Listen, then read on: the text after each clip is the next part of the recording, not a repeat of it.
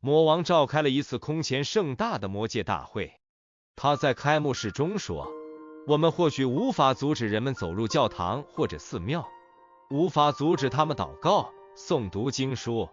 我们可能也无法阻止他们保持某些传统，但是我们可以做一些别的事情。我们可以阻止他们学习到那些经文教义的核心，阻止他们亲近具有清净传承的善知识。如果他们了解了经文的真谛，我们就会失去对他们的控制能力。所以让他们走进教堂和寺庙，让他们祷告去吧，但是要偷取他们的时间，这样他们将没有时间去修行、去悟道，真正脱离欲望的控制，他们也就无法觉醒了。这便是我要你们做的，我亲爱的魔鬼们，不分昼夜的去分他们的心吧，让他们没有心思去探寻生命的真相，让他们没有动力去改变自己轮回的命运。这时，听众中有一个魔鬼怒吼道：“我们具体该怎么做？”魔王循循善诱道：“你们要让他们在那些生命中无关紧要的事情上忙碌，让他们头脑里充斥着无数的计划，引诱他们不停地花钱，然后不停地借钱，让他们大手大脚地用信用卡去花掉他们还没有挣到手的钱，然后让他们的账单堆积如山。说服妻子们去工作很长时间，说服丈夫们一周工作6、7天，每天工作10到12小时，告诉他们这样就可以挣得来想要的生活方式，凭自己的双手就可以缔造美丽的家园，阻止他们花时间陪他们的子女。慢慢的，家人之间就会变得冷漠，等到他们的家庭分裂后，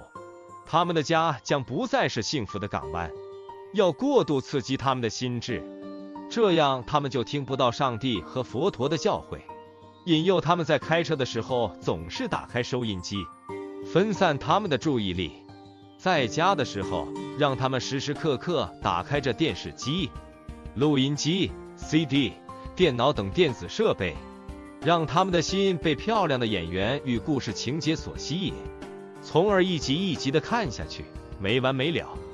还要让世上所有的商店与餐馆都充斥着令人浮躁、鼓动欲望的音乐，这样能令他们的心智阻塞，从而阻碍他们开发内心觉悟的本质。让他们的书桌和茶几上堆满世俗的杂志和报纸，让他们一天24小时都被消极的新闻疲惫轰炸。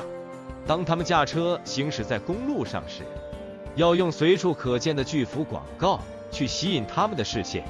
占据他们的头脑。这些人类就像蠢猪一样，他们无形中下意识地接受这些垃圾信息的熏陶，在他们的信箱中塞满各种宣传品和促销广告，让他们花费大量的时间与精力去处理这些东西，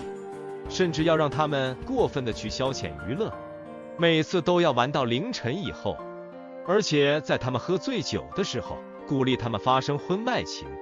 这样久而久之，愚蠢的人类就会习以为常，他们会变得越来越邪恶，并且不会感到羞耻。我们要让他们意识到，要想在这个世界上活得更好，就得多交朋友，让他们每天都有应酬不完的人际关系。这样当他们精疲力竭地回到家的时候，他们已经毫无力气去审视自己的内心。所以要尽可能地用工作去占有他们的时间，设法阻止他们去思考生命的由来与意义，千万不要让他们有时间去聆听上帝或佛陀的箴言，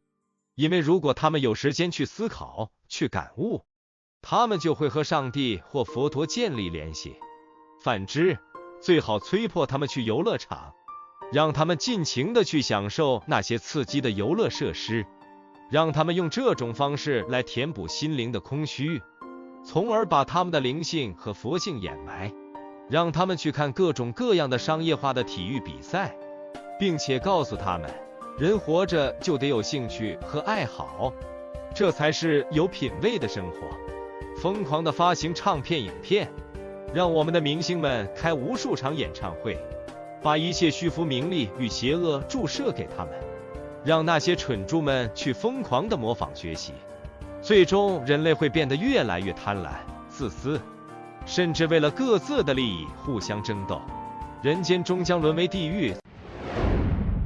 在这个不可多得的大会就要结束时，魔子魔孙们个个情绪激昂。会后，他们迫不及待地匆忙离开，个个要去热切地执行魔王的命令，去引诱所有的人类，让他们奔忙于各色各样的事情，而唯独没有时间去聆听、去学习上帝和佛陀的教义，从而无法认识到自己的内心。那么，反观我们身处的世界，魔王的这个阴谋得逞了吗？你可知道"忙"的意思吗？那是你的心正在死亡，